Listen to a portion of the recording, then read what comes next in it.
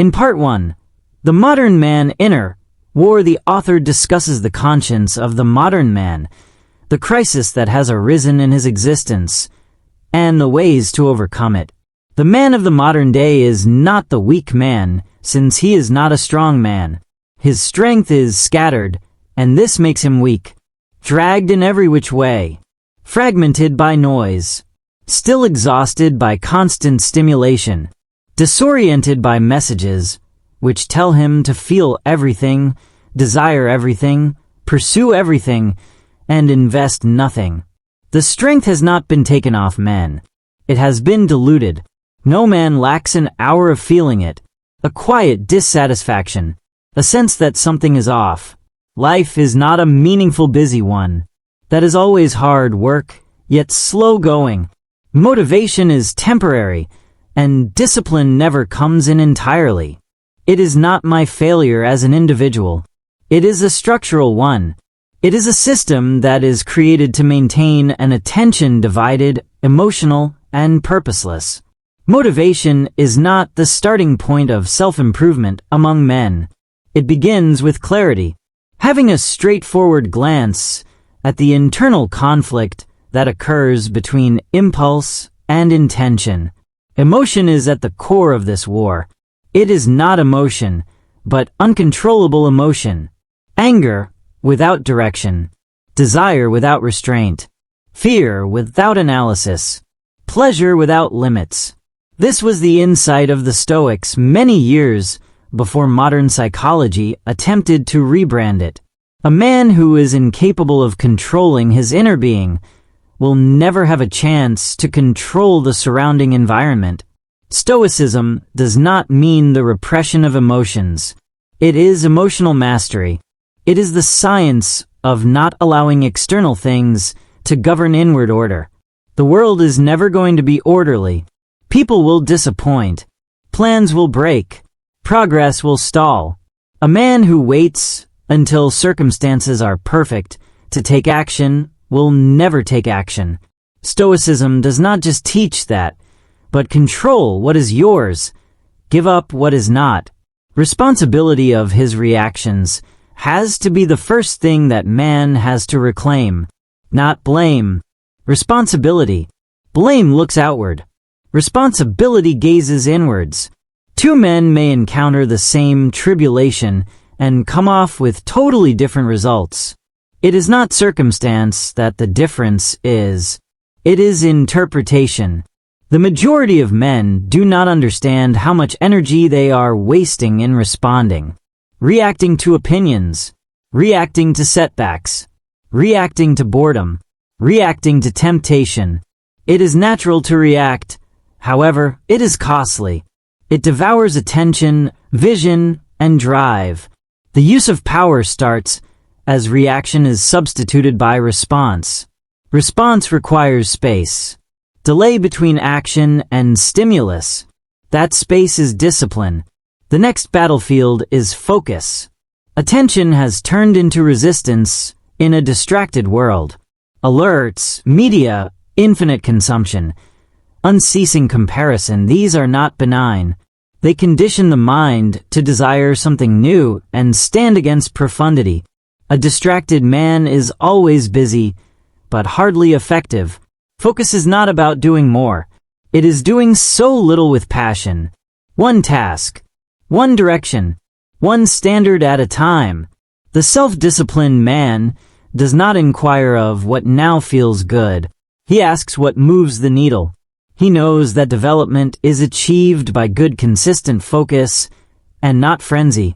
This is the area that a majority of men fail. They intermix movement with direction. They are pursuing productivity crutches, routines, and inspiration without focusing on the root cause of the lack of clear priorities. The lack of priorities leads to the breakdown of focus. Devoid of attention, hard work becomes soundless. Power grows in silence. Not silentness as such, but thoughtlessness. The skill to be able to sit and discomfort without moving away. To labor without instant gratification. To train without applause. to reason without having to make public all his reasonings. Such silence is hard to come by, and therefore it is potent. Power does not imply having control over others. It is dominance over self. A man who is able to rise early, to exercise his body, to sharpen his intellect, to check his urges, to direct his energy in a known direction, has a silent power. He does not even have to proclaim it. Others feel it. Self-improvement is usually sold as comfort, without standard self-loving, to accept and not be accountable. But growth demands friction. It requires a man to challenge his excuses, doubt his habits, and unweave his reassuring lies. Stoicism gives the structure. Focus provides the weapon. Power emerges as a byproduct. The Stoics thought that hardship did not stand on the way to virtue, but was a training field. The artificially created modernity eliminates hardship at the price of weakness. Resilience is destroyed by convenience. Short-term satisfaction kills aspiration. Purpose is anesthetized by constant amusements. Man has to decide on his suffering, or the agony of correction, or the agony of repentance. There is no third option. The book is not concerning becoming unemotional. It is concerning being indefatigable. It is not about withdrawal into the world, but about being firmly positioned in it, not of aggression, but of restrained force, not on how to escape life, but to experience it. It all starts internal, before money, before status, before recognition. A man who is master of his inner world becomes dangerous in the best sense of this word. Calm under pressure, focused in chaos, principled in temptation, relentless in pursuit. This is the foundation. Plato to calm the mind, focus to direct energy, the authority to act uniformly. And when this is established, the external world starts reacting in a different way, not because it is different, but because you are. Part 2. It is the strength, not weakness of emotional control. The feelings of the man are not his foe. What is lacking is his control over them. The majority of the male gender is taught a false lesson concerning emotion. Others are instructed to have it all locked up until the pressure seeps out laterally in the form of anger, bitterness, or burnout. Others are instructed to speak out all, to pursue all feelings, to consider emotion as reality. Both paths lead to weakness. One explodes, the other dissolves. The third alternative is command, which is offered by Stoicism. The control of emotion is not its rejection. It is to watch it without being it, to experience anger and not to act angrily, to be afraid and not to give up, to desire without following it so blindly. Power commences at this division. This happens to most men who live as an extension of the feelings. They do it when they are motivated. When they are fatigued, they quit. They react to things that offend them. Boredom also makes them run away. Their behavior is determined by their inner being. This is not freedom. It is better branded slavery. This relationship is inverted by the disciplined man. His actions are based on his values, but not his moods. Emotion is not teaching, but telling. This is not easy as emotion is rapid. It comes right at the moment and cannot be ignored. Logic is slower. Discipline is quieter. However, speed is no authority. A man of action reacts fast and repents at a slow rate. Stoicism trains pause. The interval between the emotion and action is the greatest muscle that a man can train. It is there that he is given back choice, and power is based on choice. In its absence, you become merely a creature when it comes to being an animal and pursuing comfort and avoiding pain. Interpretation leads to most emotional reactions as opposed to reality. You are disrespected by someone, or you think so. A plan fails, or it just transformed itself. There is a waiting period, or impatience reigns. The Stoics were cognizant of the fact that events themselves are neutral. Meaning is assigned. Alter the interpretation, and the emotion is altered. This does not imply lying to oneself. It is doubting the initial narrative your mind is giving you. Story 1 is typically emotional, defensive, and self-reproaching. It blows out of proportion danger and personalizes impersonal events. A man of discipline asks a question about that story before acting on it. He asks, is it really a danger, or mere pain? Is this here to stay, or here to go? Is this about me or about them? Am I being helpful in reacting to my future, or is it my ego? These queries are able to slack emotion over an intelligence. Anger is a useful example. Anger is energy.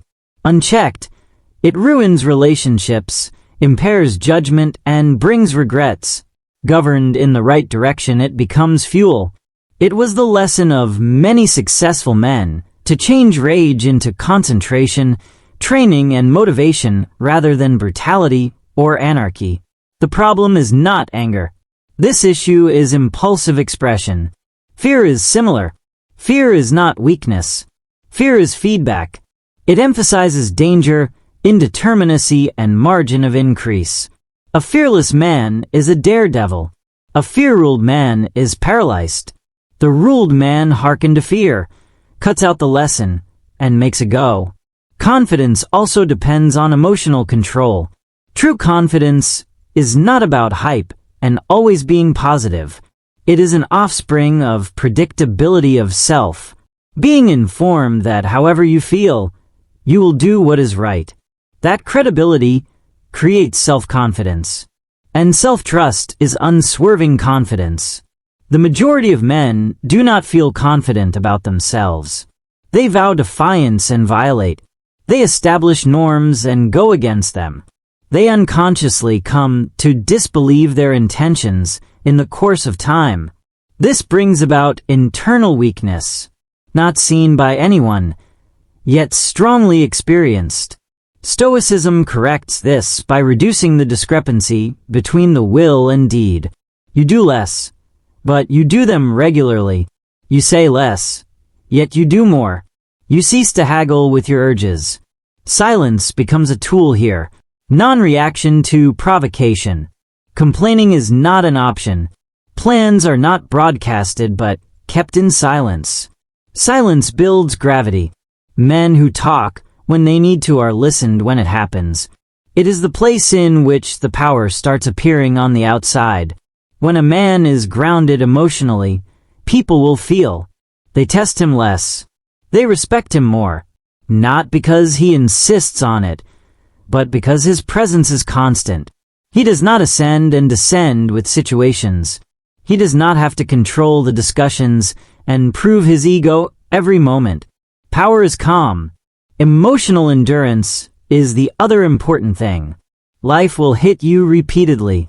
Losses, delays, disappointments, betrayals. When each blow strikes you out of track emotionally, then you can do nothing. Stoicism develops strength through the art of acceptance, without giving up. Approval is not the same as acceptance. It is the acceptance of reality, without opposing. Resistance drains energy. Acceptance redirects it. Throughout, the trained man does not question as to why when something is wrong. He asks, what now? This keeps momentum alive. Momentum is fragile. After losing it is so hard to recover. The momentum is guarded by emotional control. Clarity is an additional advantage that is hidden. Emotional tempests obscure the vision. Calm reveals patterns. Nothing passes unnoticed by you when you are not caught up emotionally. You notice leverage points. You make cleaner decisions. This is the reason that emotionally disciplined men usually seem to be lucky. They aren't lucky. They are clear. This clarity feeds focus. When the emotions have got out of hand, There is no time to concentrate. You cannot focus, as you react all the time. You cannot go deeply when you are pursuing relief. Emotional discipline gives attention the time to allow meaningful work to occur. And significant work is power building, not performative masculinity, not loud dominance, not constant assertion, but silent, steady working through. It is this inward change that most men never venture into. They are attempting to mend their lives on the outside, put more money, make their body prettier, raise their social rank, without securing the interior base. The inner turmoil destroys the outer profits in time. Stoicism averts that failure. It teaches you to make yourself an anchor, being able to stand against the changing environment, to be action-oriented rather than emotional, to withstand pain without getting away, to conquer one's own self before conquering other people. This is not softness. This is strength refined. And when you have emotional control in place, you become more focused in effect, as there is nothing to distract you anymore. Part 3. The greatest weapon of the modern man is focus. Concentration is no longer an ability to be productive. It is a survival skill. The man who is able to concentrate to a profound degree has an unfair advantage in a world that is structured to divide attention. Most men are not lazy. They are distracted. Their vitality is drained by being stimulated, engaging in superficial interaction, and shifting between activity to infinity. Something to do, but it is no use. Days go by, labor is put in, but nothing much happens. This brings about silent frustration, no explosive anger, a dull dissatisfaction, which builds up with time. Life is not going anywhere. It is just happening. Focus fixes that. Focus is the capacity to concentrate energy in an uninterrupted manner towards a selected result. It sounds simple. It is not. Focus is a thing that necessitates saying no, no, no. No to comfort. No to novelty. No to desires that bring short-term gratification at the cost of long-term gains. The issue related to most men lacks focus, as they confuse intensity with duration. They run away emotionally and fall. They perform at times when they are motivated and then vanish when they are not. Attention requires something greater, a concentrated attention without excitement. This is where the motivation is substituted by the discipline. Stoicism helps in concentration by minimizing the noise in the head. Attention becomes stable when the emotions are controlled. You cease to be dragged about by all the emotions. You leave the pursuit of stimulation to avoid pain. You are taught how to sit down and be bored and not to have to destroy it. Boredom is not the enemy. Boredom is the gateway. When you cease to be in a state of perpetual stimulation, you open up. Depth in thinking. Depth in work. Depth in learning. The majority of men do not get deep, since they are always scraping the surface of life. Focus requires constraints. Endless possibilities are meant to be fatal. With everything that could be done, nothing is done completely. The man of discipline narrows down the field on purpose. He selects few priorities and focuses on them. This promise denotes power, since energy prevents dispersion. When the mind is not overloaded, it becomes sharp. The clarity is achieved when distractions are eliminated. This is the reason why simple lives are led by some of the strongest men, not due to lack of access, but since they know the price of too much. Identity is also redefined by focus. You no longer consider yourself as one who tries, and begin to consider yourself as one who is implementing. Action instills trust, not the loud kind, the silent type that consists of uniformity. An obsessed man is dangerous not necessarily to others, but to nothingness. Focus also reveals truth. You cannot escape yourself when you are constantly focused. Weak habits become obvious. Excuses lose credibility. You start to notice where you squander time, where you are evading labor, where you are frightened and think you are distracted. This consciousness is unpleasant, but it is necessary.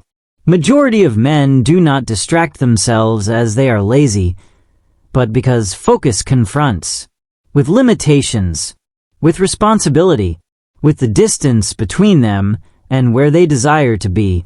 Distraction goes deadening that strain. Focus exposes it. It is Stoicism, which teaches you to endure that exposure. Work becomes different once there is focus. You get into states where time is lost. Effort becomes immersive. Progress accelerates. Such states are not magical. They are the product of constant attention put into effect. This is rewarded in the silent way of the world. Opportunities arise. Skills sharpen.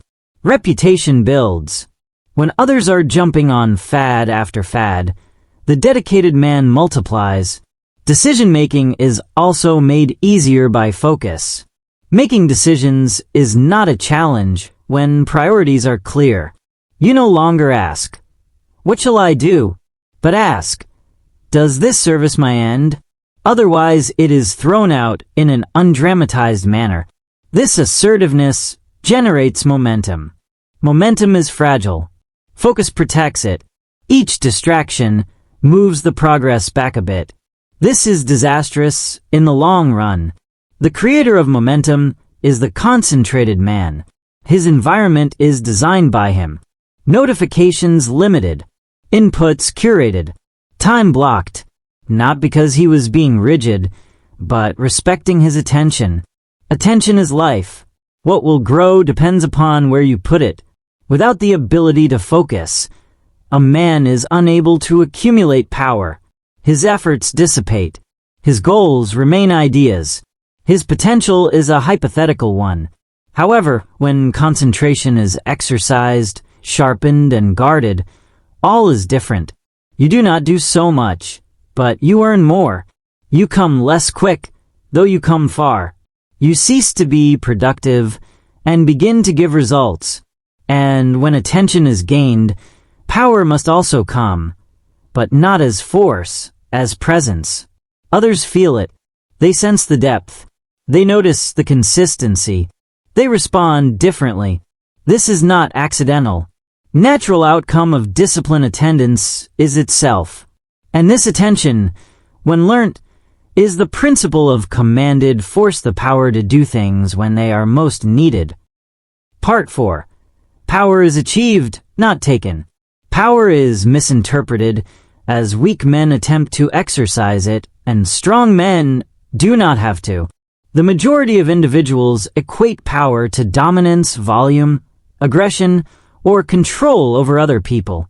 That is surface-level power, loud power, fragile power. It must be validated and reinforced on a regular basis. As soon as the attention has been took out of it, it crumbles. Real power is quieter. It is inward prior to it being outward. It does not announce itself. It does not need permission. It is sensed in being, coherence, and hold back. The first is power, which starts with self-command. A man's lack of mastery over his impulses will never dominate respect. He may intimidate.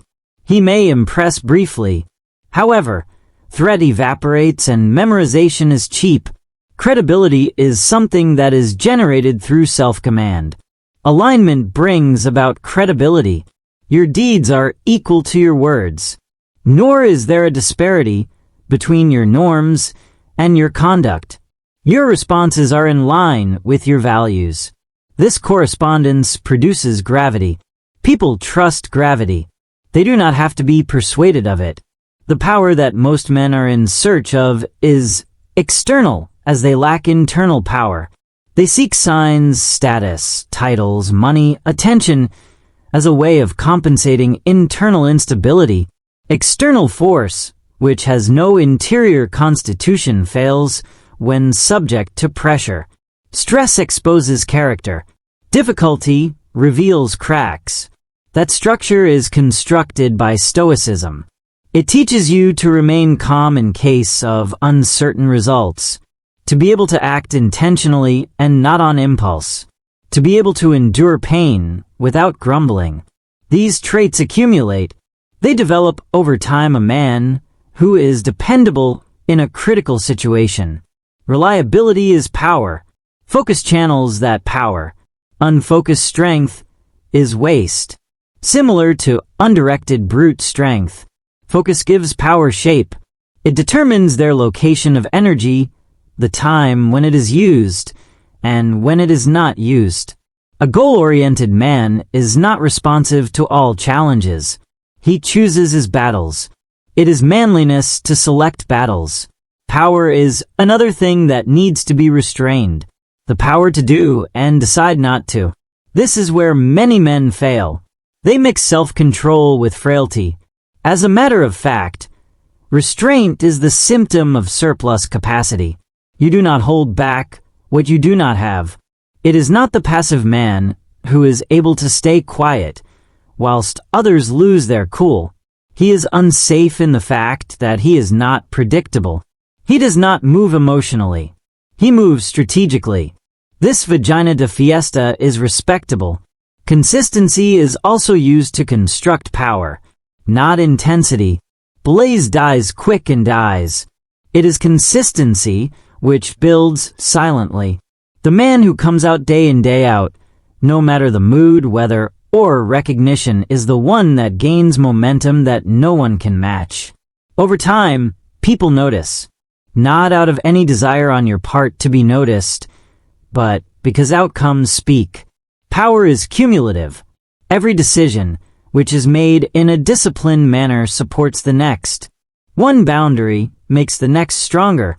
Every time that you do what is right, self-trust goes up. And confidence in self is the basis of power. Men who do not trust in themselves are trying to find outward confirmation. Men who believe in themselves do what they want without authorization. This does not mean isolation. Collaboration is not rejected by power. It chooses it deliberately. An influential man is choosy in friendships.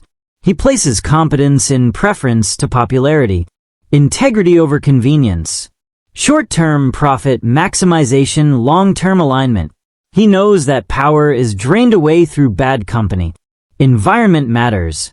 The kind of people that you surround yourself either sharpen or dull you.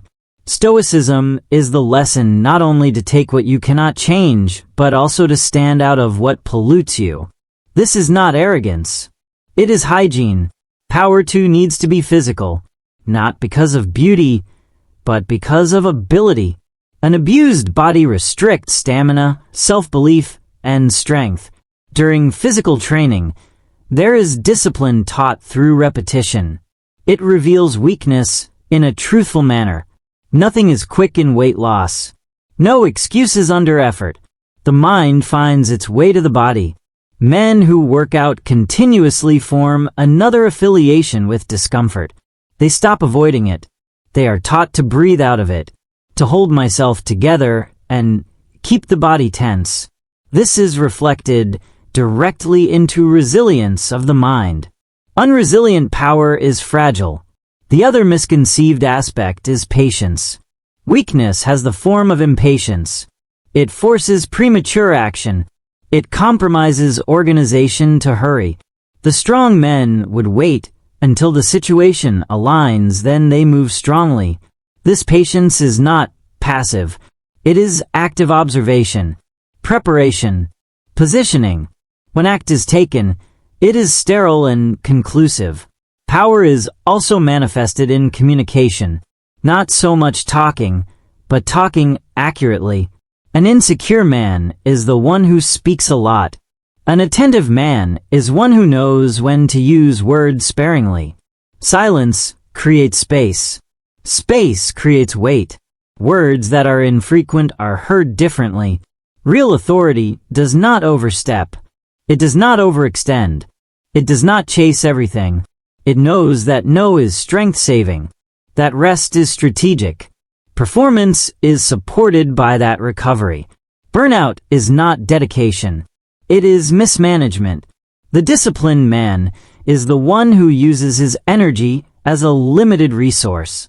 He puts it into areas it multiplies. He protects it from leaks. He recovers intentionally. This enables him to have the ability of endurance, and power is indisputed where long-term effort is concerned. After some time, power comes to be seen not through force, but through influence. People seek your opinion. Trust your judgment. Do as thou say without any questioning. This is not manipulation. It is earned authority. There is no faking of earned authority.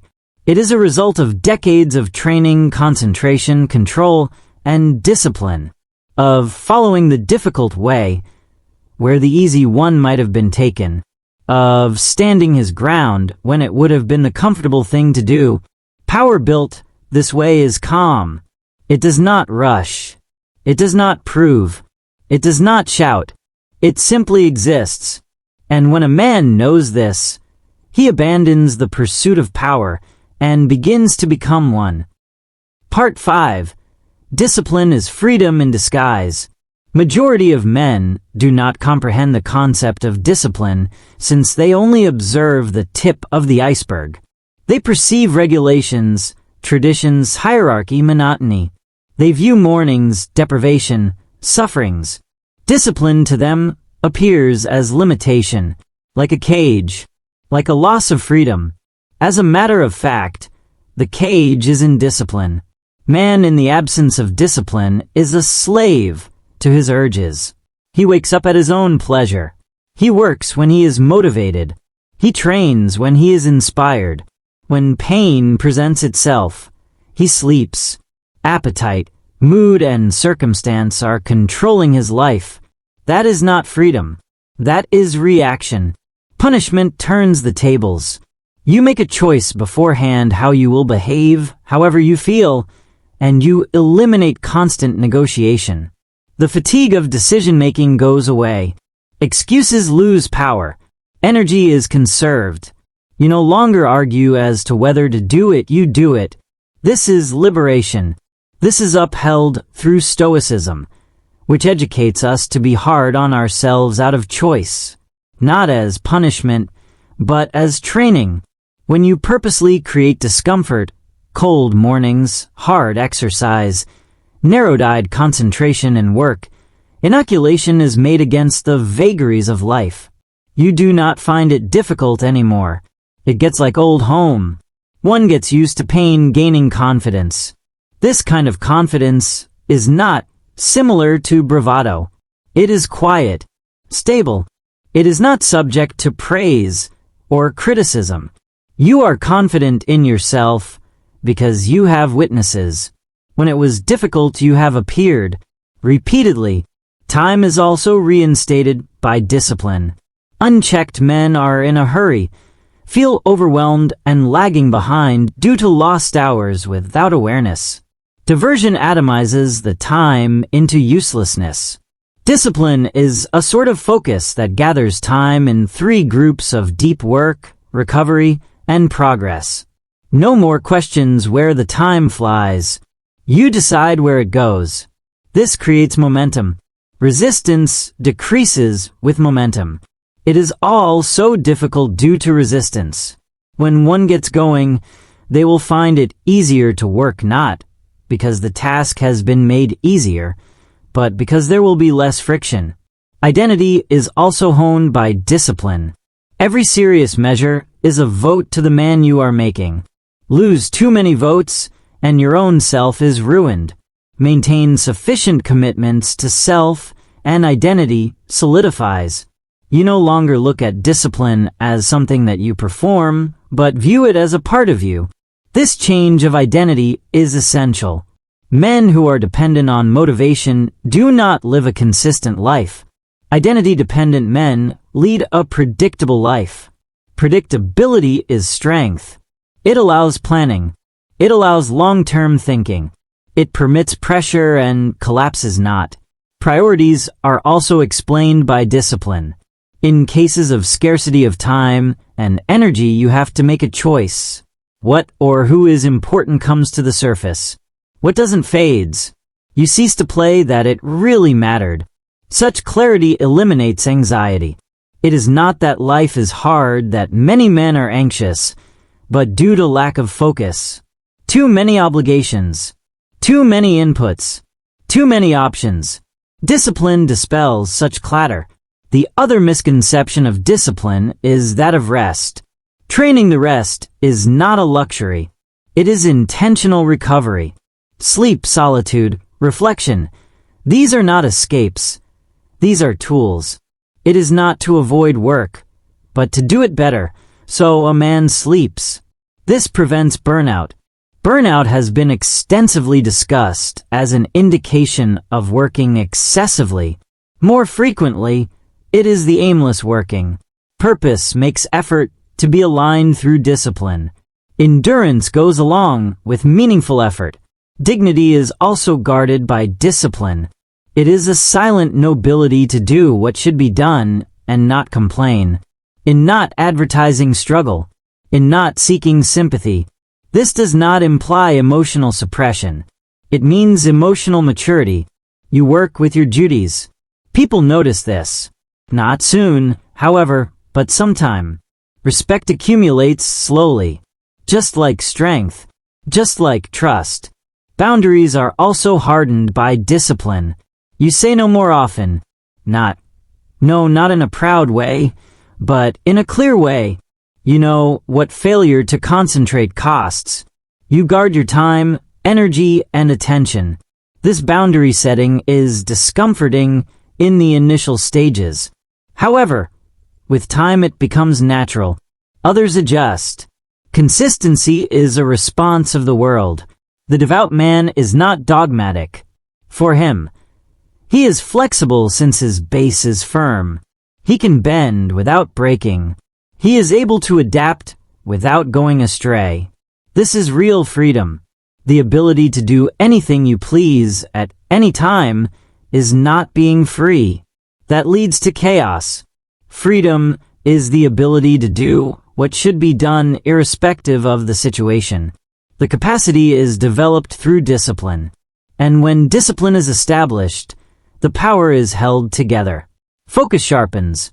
Stoicism deepens. Life ceases to be a sequence of responses and begins being a course of action. Not easy, not comfortable, but controlled. Part 6. Solitude, Silence, and the Making of a Strong Mind. Most men do not ever really stay alone. Their minds are overrun even when they are alone physically. Alerts, reviews, recollections, comparisons, noise. Endless noise. This mechanical activity of the mind falls on men like a curse more powerful than a sword of any kind. A man who is separate is unable to live his life alone with his thoughts. Solitude is not loneliness.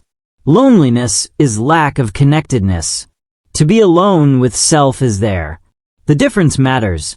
Well-built men prefer to stay alone intentionally since it enhances clarity. It strips away performance.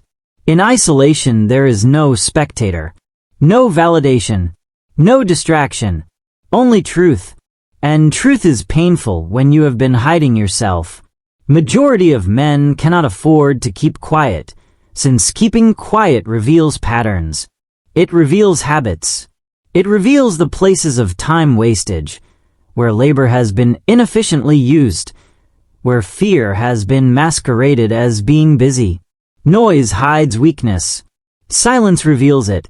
Stoicism embraces silence since it brings sanity. Priorities are brought out automatically when the mind is calm. You cease acting and begin to watch. You know yourself well. Not the way you would like people to see you, but the way you are. This clarity is power. Emotional control is also supported by silence. It is so easy to get excited when you are in constant stimulation. Pleasure, exasperation, impatience. lust they up and down. These waves are flattened by silence. It conditions emotional stability. You no longer require stimulation to be alive. A man who has the ability to sit in quiet without having to resort to distraction has already distanced himself with the majority. Loneliness allows time to think. Reflection is not cogitating. Cogs in the cogs that never come round. Human, the cogs in the cogs that never come round. Lessons are derived in reflection. It retrospectively looks, in order to proceed, with greater accuracy. Men unconsciously repeat the mistakes without even thinking. They stay in cycles. Same reactions. Same relationships. Same outcomes. Cycles are disrupted by solitude. Strong men make appointments of solitude like any other person does. Early mornings. Long walks. No headphone training sessions. Writing. Thinking. Breathing. This is not indulgence. It is maintenance. Just as the body, the mind also needs to rest and be calibrated. Silence also sharpens focus. With a lower supply of external inputs, internal attention enhances. You find the power to think intensively, to think in full sentences, to be able to store complicated thoughts without having a permanent stimuli. That is why isolation was appreciated by great thinkers, leaders, and builders of all times. Not that they disliked people, but they admired their own minds. Discipline is also tried in solitude. Standards either stand or fall when there is no one watching. This is the place of character building. Not during the time of celebration, but during the time of personal moments. It is a man who is disciplined, and he will be disciplined everywhere. Silence exposes intention. You start realizing your reason of doing things. Is it for approval, escape, validation, or purpose? Such drives are important, since they define perseverance. Approval fades. Escape weakens. Purpose sustains. Emotional integration is yet another advantage of solitude that was ignored. Most men repress their emotions rather than deal with them. Being alone gives room to unjudged feelings, not to be cherished, but to be comprehended. The awareness of emotion will help avoid the behavioral control in the future. Strong men have no fear of their internal environment. They explore it. They map it. They learn its patterns. This knowledge brings about self-command. Silence also reduces ego. Ego feeds on attention. When the focus has vanished, ego is weakened. What remains is essence, values, direction, conviction. The belief created in silence cannot be shaken. Men who do not choose to be alone tend to have their identity contracted out. They are imitations of the surrounding. Trends, opinions, groupthink. It is loneliness that renews authorship. You recall what you think, what you desire, and what you are ready to be sacrificed to. This is where the purpose makes sense. Purpose does not come banging on the door. It only comes out in the course of repetition and conformity. Spokenness leaves it free to talk. Patience is also a result of solitude. In the absence of stimulation, time becomes slow. You get to know how to take the silence without reaching out of relief. This persistence carries on to long-term objectives. Unless you can sit still, you can never make anything substantial. Building requires waiting. Stoicism is the way of acceptance of what exists. This acceptance is increased by silence. You stop resisting reality. Resistance drains energy. Tolerance brings it to action. This is not resignation. It is realism. The man of character finds his way of refocusing by being alone, to reconnect with standards, to reinforce boundaries, to be a planner rather than an actor. With time one gets used to being lonely, and this does not feel as uncomfortable. Instead of being threatening, silence is restorative. You cease to fear what you are thinking. This is when independence is attained, not to be independent of others, but noises, from distraction, from emotional volatility, out of the necessity of the perpetual input. A male that is at ease with silence is hard to control, difficult to rush, difficult to intimidate. He moves at his own pace, thinks clearly, acts deliberately, and when he comes back to the world, he takes that clarity with him. This is the way inner strength is observed. Part 7. To be the man who cannot be shaken. The last phase of self-enhancement in men does not entail acquiring something new. It is regarding making oneself unshakable, not unfeeling, not cold, not unreachable, but steady, focused, controlled. A man who has conditioned himself in stoicism, discipline, concentration, and control of emotions does not give the world a chance to get into perspective. He identifies himself with reality, and in this process, the world starts to bend round him, not that he forcefully asks it to bend, but because he walks purposefully in it. Majority of men do not ever get to this stage. They pursue social icons, money, popularity, influence, fame. These are fleeting. The outside successes would be meaningless without the inside mastery. A man that has conquered himself governs his relationship with these external factors, as opposed to them ruling him.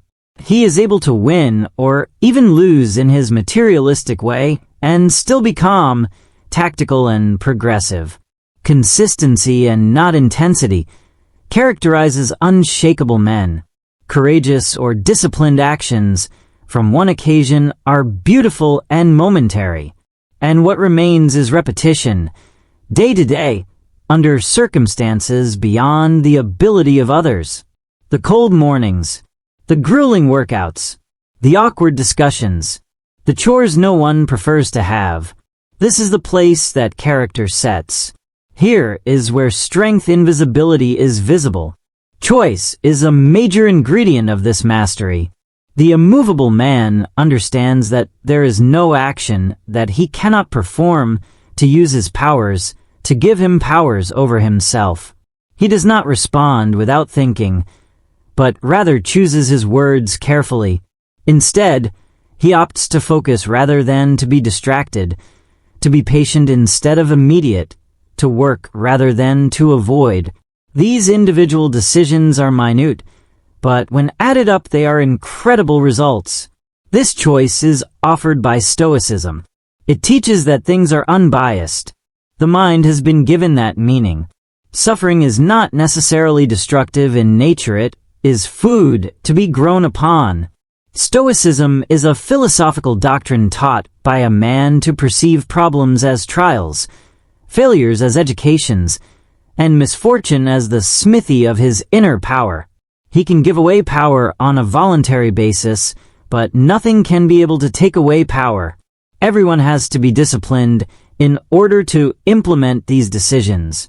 It makes the man take action even when he loses his drive. Motivation is momentary. Discipline is long-lasting. The scaffolding on which mastery is built is early mornings, routines, deliberated training, and committed effort. This is why he who has learned to control himself has but seldom a hard time in attaining the desired result, since he has already overcome the greatest difficulty, himself. This is enhanced by the virtue of concentration. The focus that is used with precision and intensity gives an output that will appear unachievable by the distracted. Where other men are playing, the dedicated man constructs. Where other men forbear, he still perseveres. He is proactive where others are reactive. Emphasis is the weapon, which turns effort into effect, potential into realization. The natural outcome is power, none too loud, none too performative, but touchable.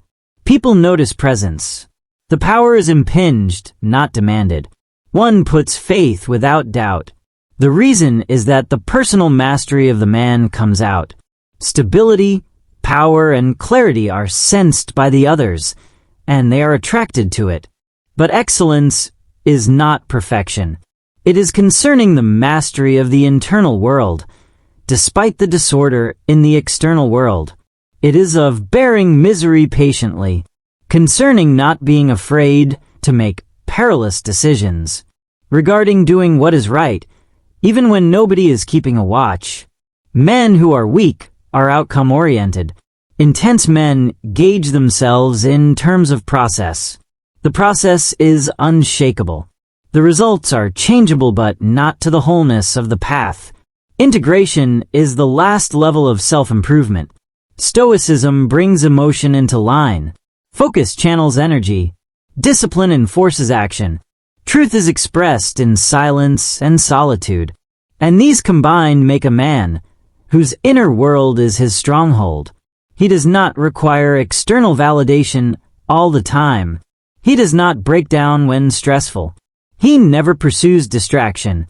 He is not in a hurry, takes action, and reacts in a calm manner.